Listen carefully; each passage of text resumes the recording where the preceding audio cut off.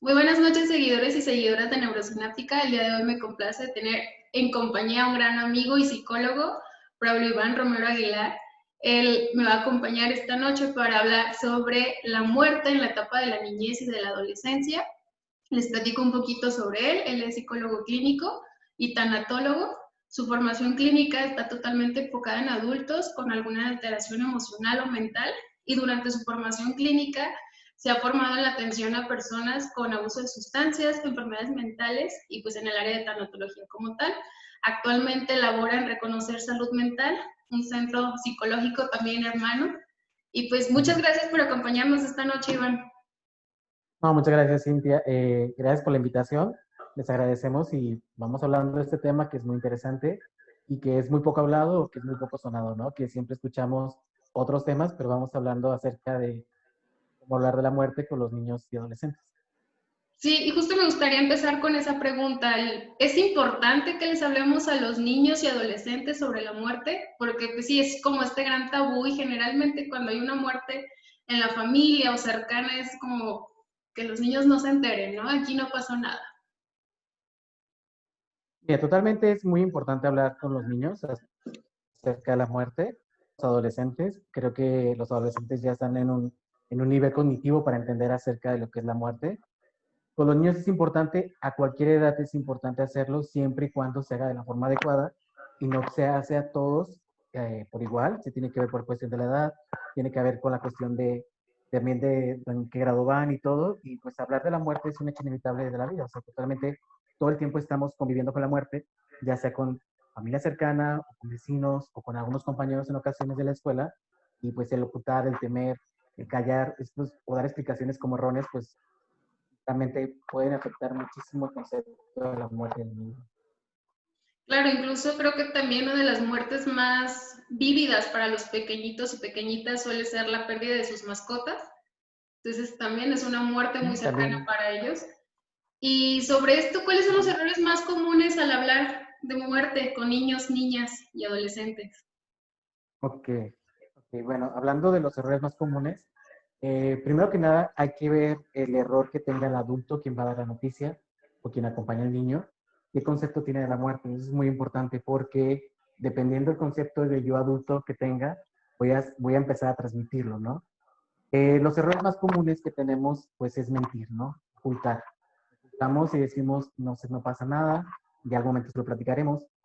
Callarlo simplemente también es como, estamos hablando que se muere la mascota y a veces no lo quieren enfrentar, cambiamos mascota o vemos la forma de poder suplirla.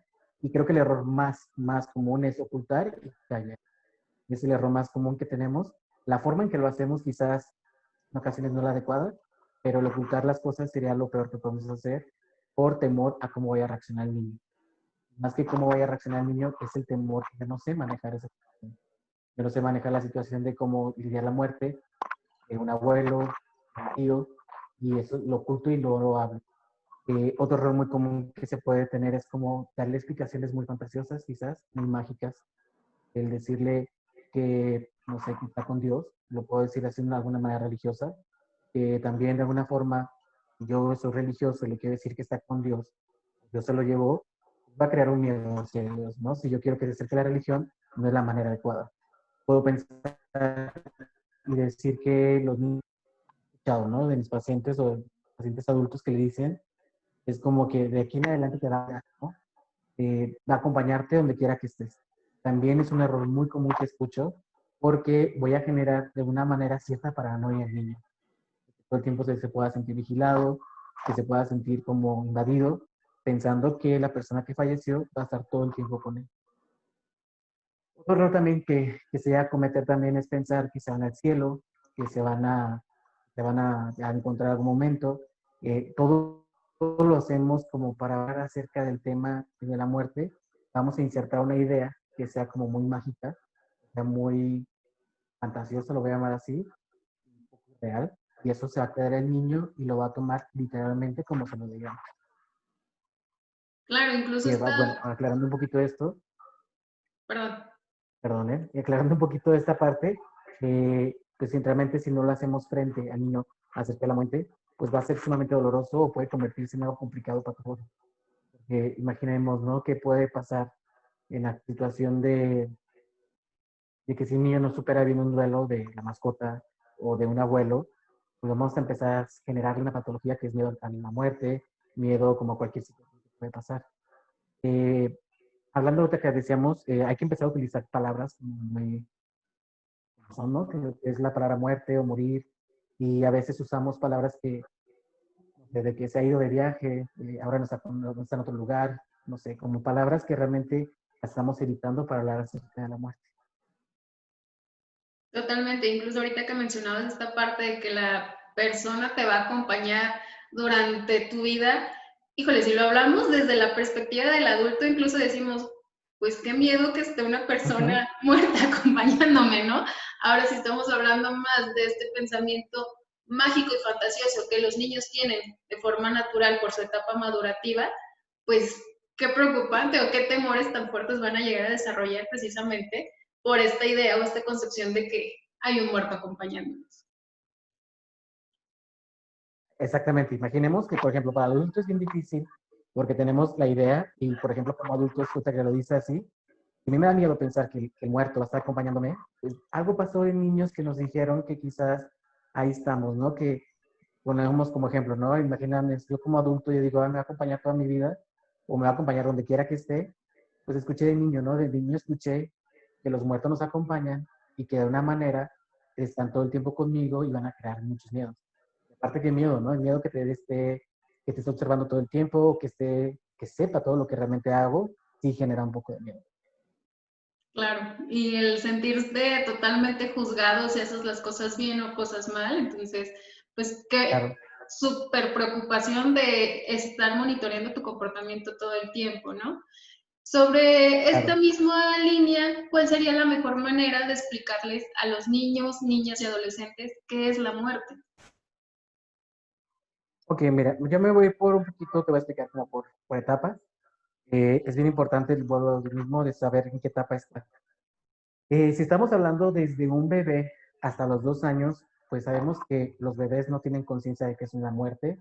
Un niño de 2 años es una simple palabra, muerte es una palabra que escucharon y la repiten, pero sí lo perciben, sí lo sienten, ¿no? Entonces ellos perciben la muerte como una ausencia de lo que está faltando, ¿no? Si no, ¿cómo puedo explicarlo? Sienten la presencia de la persona que falleció y especialmente si es la mamá, ¿no? Entonces, por ejemplo, si fallece el abuelito y el abuelito tenía un niño, el niño tenía 1 año de edad y lo veía cada domingo y ahora que llega a casa ya no está, el niño no sabe qué está pasando, pero sí va a sentir la ausencia. ¿Dónde está mi abuelito? Mi abuelito, imaginemos incluso un bebé de meses, donde puede fallecer alguien muy cercano a su entorno, a su cuidadora primaria, que viene siendo la mamá, la abuela, la tía, alguien que sea muy cercano al bebé, va a sentir la ausencia. Sabemos que los bebés perciben esa situación de los olores, de todo lo que viene siendo las rutinas. Entonces, cuando fallece alguien, se cambia todo eso y el bebé siente la ausencia y realmente no va a saber ni qué está pasando. Entonces, a pesar de eso, en la situación de bebés y a los niños de 2 años, también van a estar muy sensibles al estado de ánimo que va a sentir el adulto que lo acompaña. Imaginemos, ¿no? Un bebé pierde a su mamá en un accidente o como quieras, entonces va a sentir el ánimo del papá cuando lo abrace, cuando llore papá, y el bebé no sabe lo que está pasando, ¿no? Entonces ahí viene una situación de qué podemos hacer, ¿no? En esta etapa, vuelvo a marcarlo, desde bebés hasta los 2 años, lo más que se tiene que hacer, no se puede hablar con un bebé, no se puede tener un diálogo, pero hay que mantener una rutina y ritmos. ¿Sí? Es como no tenemos que cambiar absolutamente nada ahí. Como adultos nos toca simplemente mantener, ¿no? Que si tiene una siesta a las 3 de la tarde, tiene que continuar con su siesta. Que si come, que si a tales horas hace tales rutinas, se tiene que empezar a hacer lo más posible. ¿Por qué? Porque hay que mantener como este espacio tal como estaba cuando sucedió la pérdida. Ahí, por ejemplo, no tenemos un diálogo con el bebé. Yo le recomiendo incluso a mis pacientes, háblenlo como una plática. El bebé no está entendiendo, pero me ayuda a mí como adulto a decírselo al bebé. Entonces, estamos hablando de esa edad de bebés de meses a 2 años. Pero si estamos hablando de niños que están ya en el preescolar, que son de los 3 a los 6 años, aquí ellos tienen la idea que la muerte es temporal y irreversible. Y por ejemplo, vemos caricaturas, todas las caricaturas de, actualmente no tengo ninguna presente, pero Correcaminos, ¿no? Que todo el tiempo muere el coyote y revive y revive. Entonces, el niño va a tener esta idea de un niño de preescolar hasta los 6 años, de 3 a 6 años, de que la persona que murió va a poder regresar. La muerte para ellos es algo temporal. Eh, Creen que la persona puede seguir, que está viva y que experimenta sentidos, ¿no? Pueden pensar, esos niños pueden pensar que está dormido, preguntan, ¿no? Oye, ¿ya comió? ¿Ya comió mi abuelito? Ellos no tienen todavía el sentido de lo que es totalmente la muerte. Y en alguna manera no creen que la muerte es universal, piensan que solamente la muerte es en puras y de alguna manera con solamente personas como muy ancianas o con alguna situación como especial lejos de mí. Lo ven como algo lejos de mí.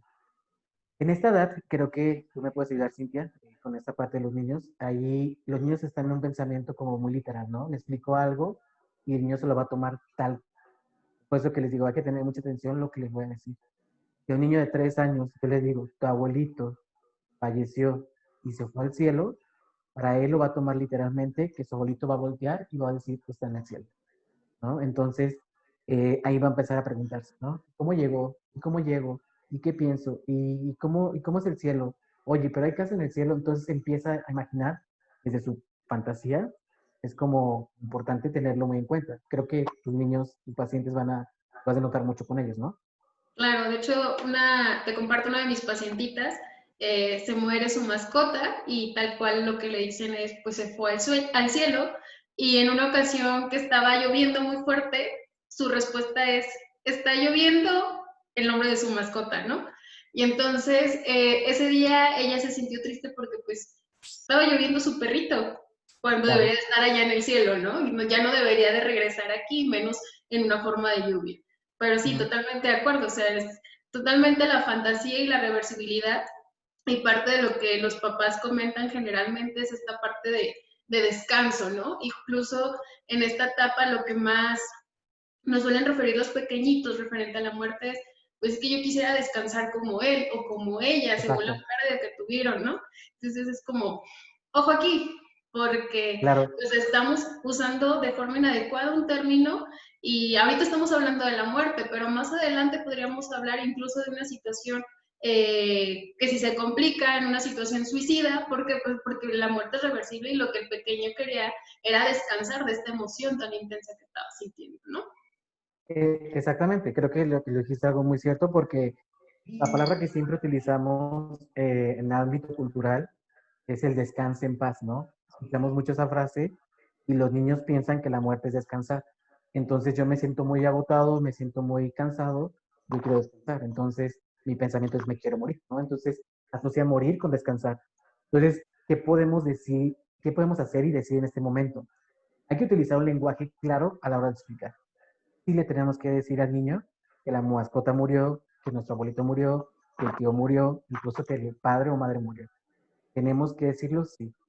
Ellos muestran mucha curiosidad por el lugar donde está y cómo se encuentra la persona que murió, ¿no? Yo puedo llegar con un niño de 3 años y explicarle, mira, tu abuelita ya sabemos que estaba enferma, estaba en el hospital y la abuelita murió. Me quedo callado, ¿no? El niño no sabe qué es la muerte o va a empezar a hacer preguntas. Hay que escucharlos. Dependiendo de lo que me pregunta, es lo que voy a contestar. Y me puede decir, ¿y dónde está? Ah, ok, ahorita sigue en el hospital, pero más tarde la vamos a poder ver.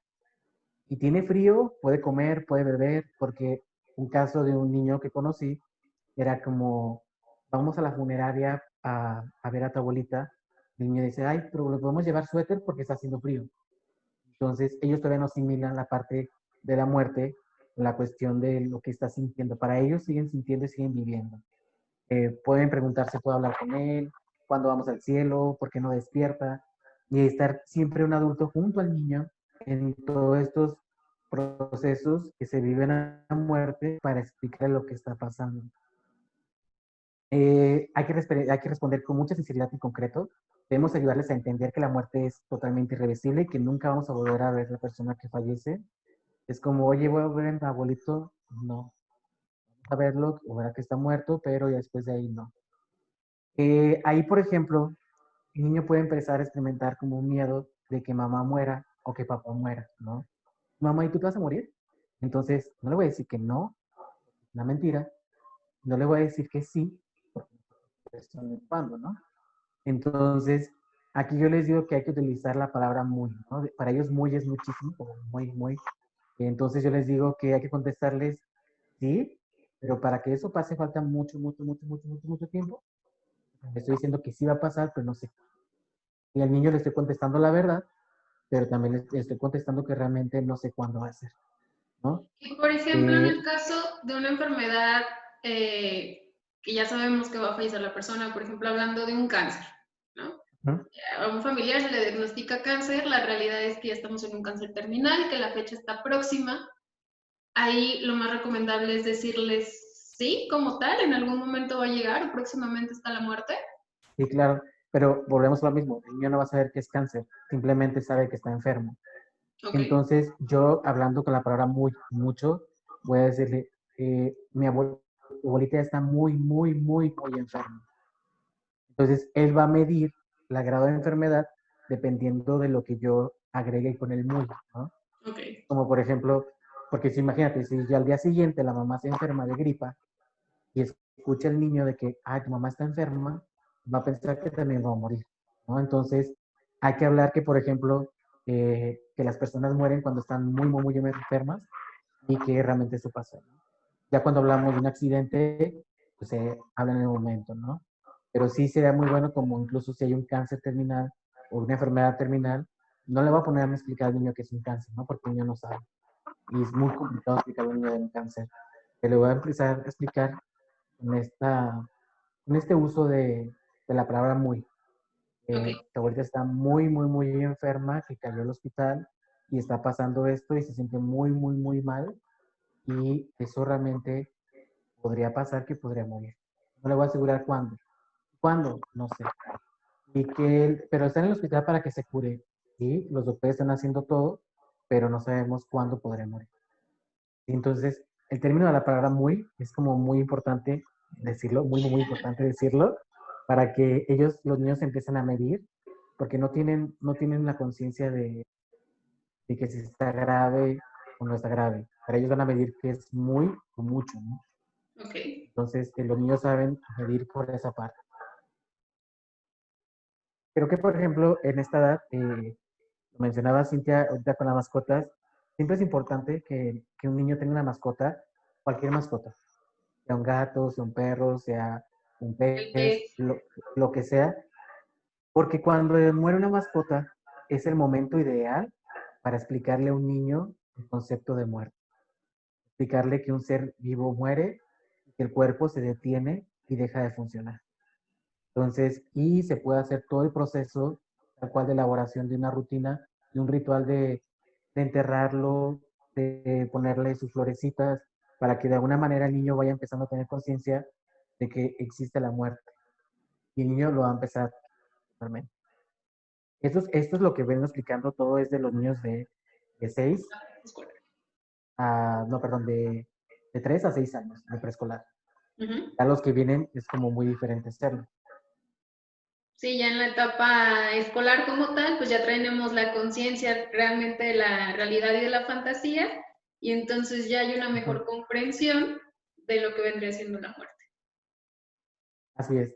Ya con niños escolares de 6 a 10 años, ya el niño ya sabe qué es la muerte, ya sabe que es definitiva y que es irreversible, y ya empiezan a comprender, por ejemplo, ellos entre vivir y no vivir, entre que hay pulso, no hay pulso, dejó de respirar, respira, entre se para el corazón. El niño tiene la conciencia de lo que son los órganos, ¿no? Entonces ya sabe lo que es la muerte. Pero aquí piensa el niño que las personas mueren, pero jamás van a morir. Nosotros nunca nos va a pasar. Sé que puede morir el vecino, pero mi papá y mi mamá y mi familia jamás.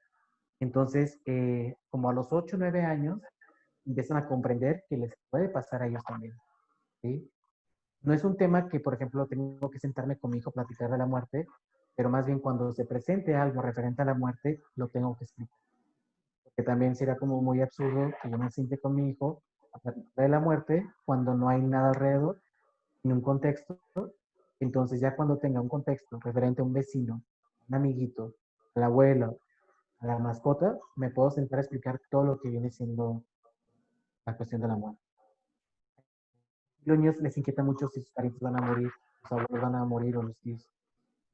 En las ceremonias, creencias religiosas, ya empiezan como poder participar. Hay que dejarlos participar en cualquier ceremonia, ¿no? La parte desde el velorio, desde la misa, y si son católicos, y el sepelio, o de lo que viene siendo después del sepelio, la religión católica es el novenario, lo que llaman después de esto, después de la muerte, hay que incluirlos. No como una obligación, pero sí no restringir la situación. Siempre es como muy, muy, muy fundamental y les voy a decir mucho. Toda esta situación lo tiene que vivir con alguien acompañado. Ok. Sí, tocas un punto, una pregunta que frecuentemente nos hacen a nosotras es, y si me pide verlo, ¿qué le digo? Pues te lo está pidiendo, o sea, dale Sí, la sí. oportunidad de que él se cree esta imagen para que él pueda conceptualizar y procesar exactamente qué es lo que sucedió con esta persona o ser que falleció, ¿no? Porque sí, también creo que parte de los errores que como adultos llegamos a cometer es no quiero verlo, no lo quiero hacer real y entonces te privo de que participes y de que sepas realmente dónde está este ser tan importante, ¿no? En tu vida.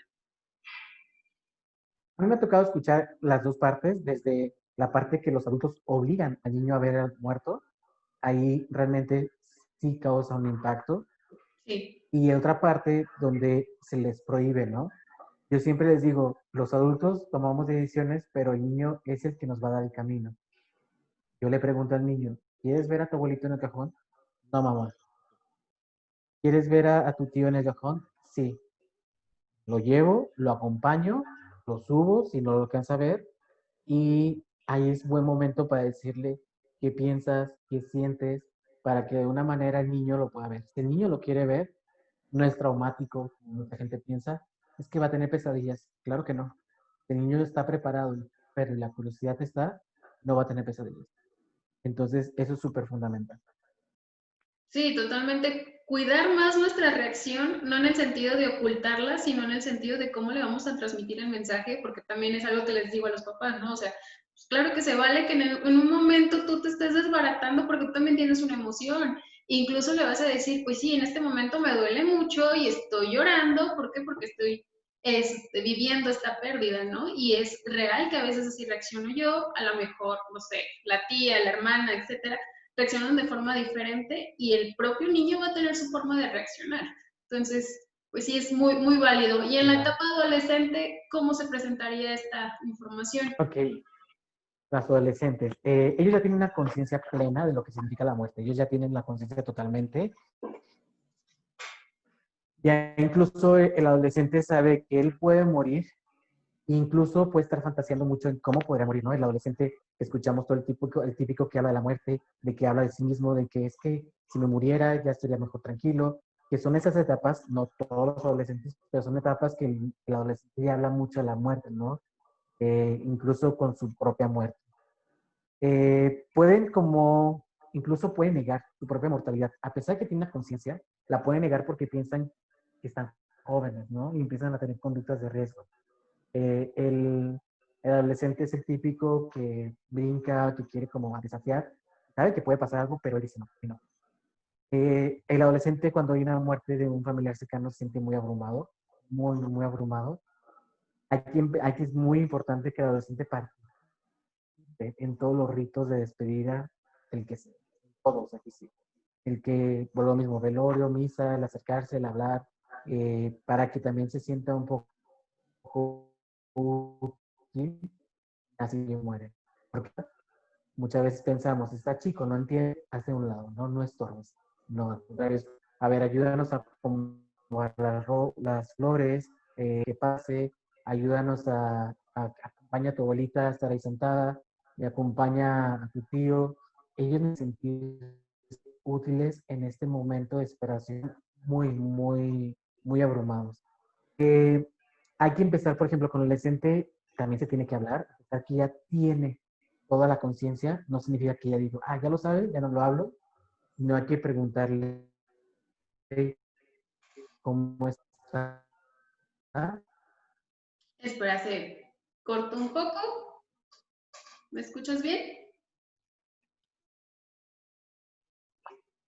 Listo, ya quedó.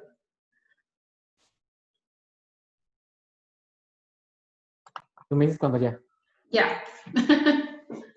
Ok. Te decía que, por ejemplo, en la cuestión de los adolescentes es necesario que ellos se sientan útiles, ¿no? Hay que tomar en cuenta su opinión, incluso preguntarles el que piensan, como si, dependiendo quién fallece, también es importante escucharlos. Pero aquí, por ejemplo, con ellos es muy importante que les pregunte quién quiere acompañarlo en este proceso de duelo. Sabemos que adolescentes, su grupo de referencias son los amigos. Muchas veces para poder acompañar ese proceso no hay que privarlo, porque a veces decimos no, no se puede, sin embargo, es necesario que el muchacho tenga la oportunidad de ser acompañado por quien realmente él necesita en ese momento. Ok. Nada más para retomar tu idea porque se traba un poquito, dijiste que en el caso de la adolescencia ellos tienden a preferir a su grupo social y entonces es darles la pauta de que elijan quién de su grupo social va a acompañarlos. Así es. Entonces Es sí, como que quien quiere que lo acompañe o que escuchar un poquito su opinión para saber qué es lo que realmente quisiera el adolescente, cómo lo quiere vivir. ok, y en este punto es totalmente válido que el adolescente diga, no quiero ser partícipe de este ritual de despedida, me mantengo al margen y quizás más adelante ya veré cómo empiezo a procesar esto, ¿no? Así es.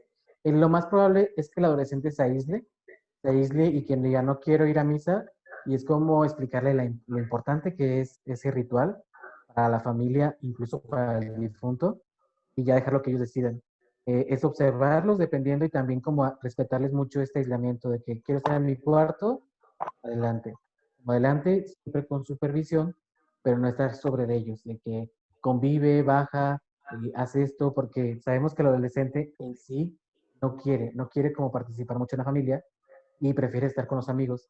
Les repito, ¿no? Siempre es importante que ellos lo más pronto posible retomen su vida y sus relaciones sociales, ¿no? Sus amigos, que los vean, que los visiten para que ellos sepan que no están solos y que lo pueden poder expresar con amigos. A veces con la familia no, pero con los amigos sí lo pueden hacer. Perfecto. Y en cuanto a esto, ¿cuánto tiempo podríamos decir que es el estimado o cuánto sería como el tiempo adecuado para realmente procesar una muerte, una Ok, pérdida de alguien? dependiendo, eso es como es una pregunta bien importante, Cintia. Creo que esto va a definir mucho el vínculo que tenía la persona con quien falleció. Dependiendo del vínculo es el tiempo. Muchos libros te manejan que son 6 meses, pero es como muy absurdo contar el tiempo. Y yo perdí a alguien muy cercano, o puede ser mi mamá, puede ser mi papá, o puede ser una pareja, que no, pero no es un hecho, ¿no? Pueden pasar incluso hasta 8 meses, un año, en que podamos aceptar esta pérdida. Siempre y cuando tenemos que cuidar aspectos importantes como que esté durmiendo bien, que esté en la cuestión escolar, que no baje sus calificaciones, que va a ser algo muy esperado que bajen, pero que no se mantenga como muy bajo. Entonces, yo más que darte un tiempo, yo más bien pondría atención a los síntomas que vaya a presentar, que son de riesgo, ¿no? El niño, incluso un bebé, no sé, perdón, un niño de preescolar, puede llegar a dejar de comer, dejar de dormir, estar deprimido. Entonces yo pondría más atención a eso, incluso que al tiempo. Digo, los libros nos van a marcar que son 6 meses, pero dependiendo el vínculo, lo que vamos a valorar nosotros como especialistas, de cuánto más o menos sería un proceso natural.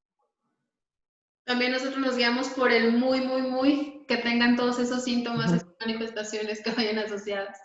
Dentro de este proceso, pues se También, viven varias fases de duelo. ¿Cuáles serían las fases como que se pueden experimentar? Las primeras ante la pérdida y ya cuando estuviéramos hablando de una resolución del proceso de duelo. ok. Bueno, las fases, pues sabemos las fases más comunes de duelo son las que plantea Elizabeth Kubler-Ross, que es la parte de quien hizo la disciplina de la tanatología, que lo habla desde la parte de la negación, de primer impacto que vamos a tener es ira, después vamos a entender como depresión, perdón, antes de la depresión es la negociación, la depresión y aceptación. Son 5 etapas, las vuelvo a repetir. Negación, ira, negociación, depresión y aceptación. No es un orden que las voy a seguir. Yo, por ejemplo, como niño, puedo empezar con un problema de ira, puedo estar enojado todo el tiempo, irritable, peleando a mis primos o peleando a mis amigos, y sabemos que es un proceso del duelo. Pero los niños, más que allá de pelear o enojarse, incluso con Dios o con algo, con un papá, con alguien, lo que van a hacer un retraso en su desarrollo. Dependiendo de su edad, si el niño, por ejemplo, ya sabía ir al baño solo, quizás va a tener un retroceso de otra vez no saber ir al baño. Si el niño sabía, por ejemplo, ya leer, va a tener un retroceso. Entonces, esas fases que te expliqué, las podemos acomodar al niño, pero el niño lo que nos tenemos que fijar muchísimo es el desarrollo, ¿no? ¿Qué está pasando con él? Yo te puedo acomodar, por ejemplo, a un niño de que, está en un periodo de negación, pero quizás su negación está influenciada por la fantasía de su edad para poder imaginar que el abuelo se convirtió en alguien más o que está a punto de regresar o que va a venir por él, ¿no? Y las etapas en los niños sí es bien difícil poder acomodarlas. Yo les digo a los papás y a los profesionales que más que las etapas y acomodarlos en las etapas es qué está pasando con su desarrollo, es ubicarlos en su desarrollo, qué edad tiene, qué esperamos de su edad y qué retrasos obtuvo. Bajó calificaciones, dejó de leer, dejó de salir, dejó de comer, volvió a hacer el baño en la cama, hizo pipí en la cama. Entonces, es importante tener en cuenta que no es que se haya retrasado, no que es flojo, sino que es normal o lo esperado, una situación de una pérdida y dependiendo del tipo de pérdida. Porque, por ejemplo, sabemos que la mayor parte de las pérdidas de las mascotas son importantes y en ese momento el niño también va a tener como retroceso en su desarrollo que haya tenido. Sí, incluso también creo que se mezcla mucho con esta etapa de negociación, sobre todo por la parte del buen comportamiento y por la parte del buen rendimiento en la escuela, ¿no? Y es muy común el de, es que si me porto bien, entonces ya va a poder venir a visitarnos o ya podemos ir nuevamente al lugar, o incluso si subo mis calificaciones y está como esta expectativa de los pequeños de que conforme a lo que ellos modifiquen en sí mismos y en su conducta, pues se pueda modificar la historia, ¿no? Entonces, va muy de la mano con lo que explicabas Exacto. de usar pues el verbo adecuado, que es morir como tal, y no un regreso, esperar incluso ese Exactamente. retorno.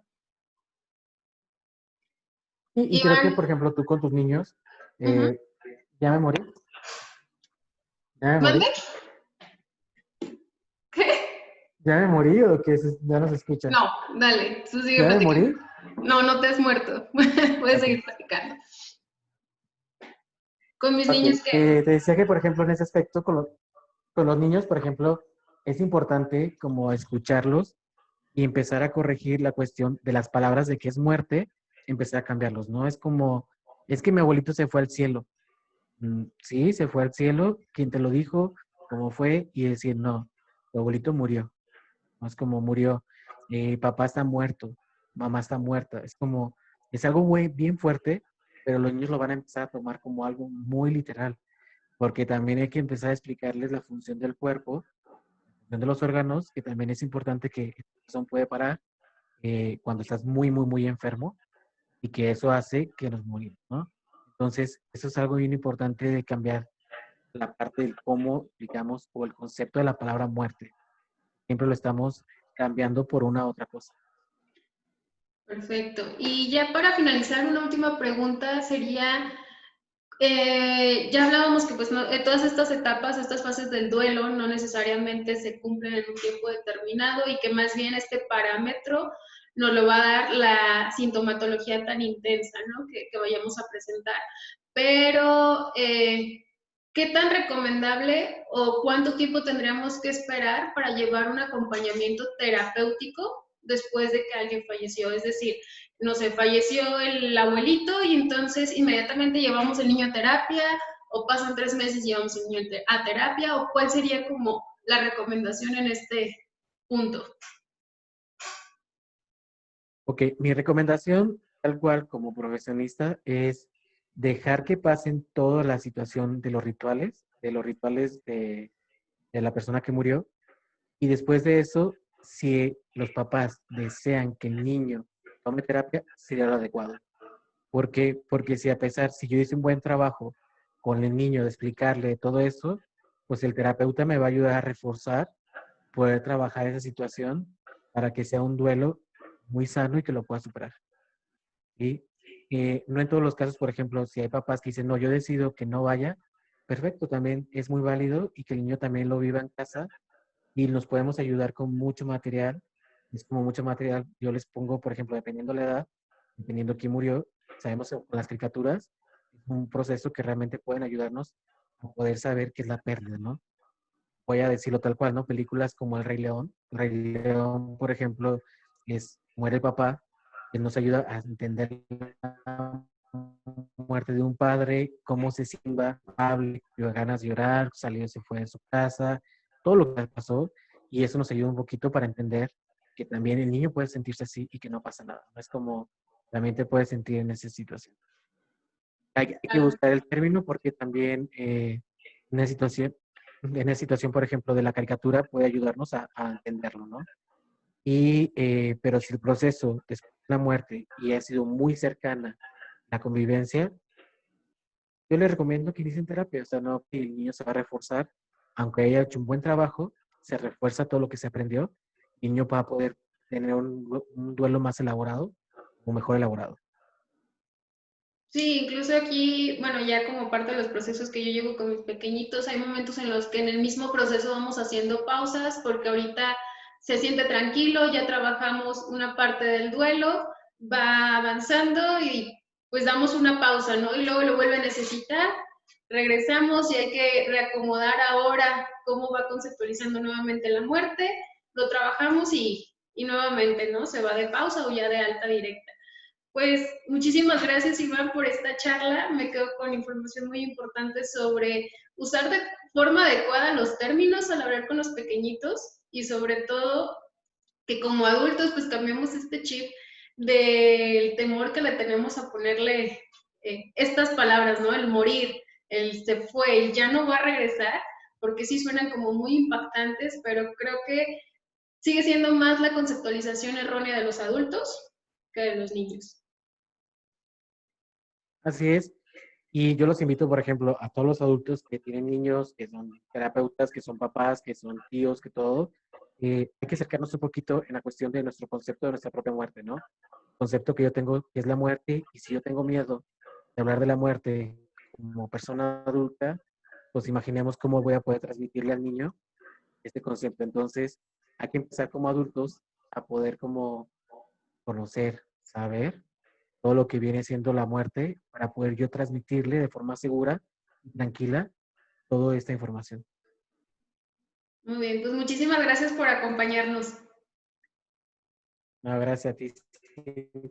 Cualquier cosa, nos puede invitar a platicar acerca de estos procesos. Sí, igual también cualquier cosa que requiera el acompañamiento, ya hablando en el tema de tanatología, pues dentro de la descripción del video va a estar etiquetada Reconocer, que es la página del centro en donde tú laboras, para que Okay. también te puedan contactar cualquier cosa, ahí lleguen contigo. Así es. Cualquier cosa, material que necesiten, adelante. Con gusto. Perfecto, pues muchísimas gracias y nos vemos en la próxima. Nos vemos, gracias.